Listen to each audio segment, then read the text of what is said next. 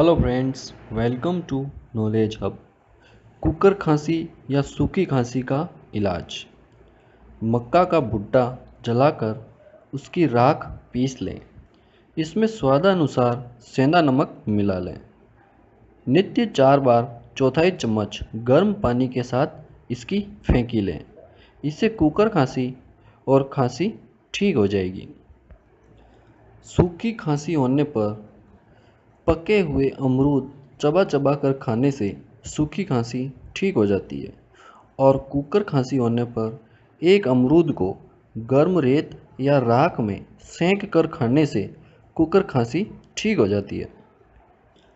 Cooker खांसी के इलाज में दूध का उपयोग। 1 कप दूध 1 कप पानी मिलाकर उबालें। आधी मात्रा रहने पर इसमें आधा चम्मच घी मिलाकर पिएं।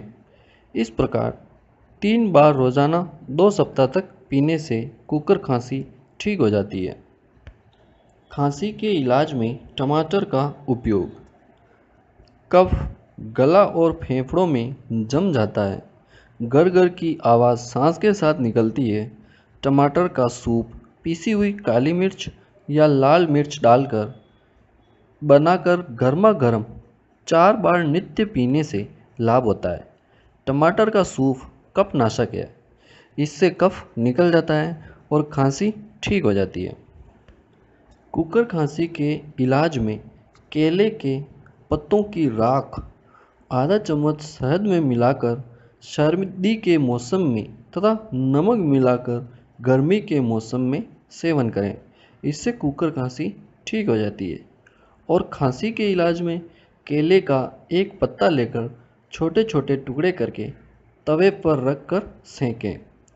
ऊपर से तवे को थाली से ढक दें, जिससे पत्तों से उठ रही भाप धुआं आदि थाली पर जम जाए, बाहर न निकले।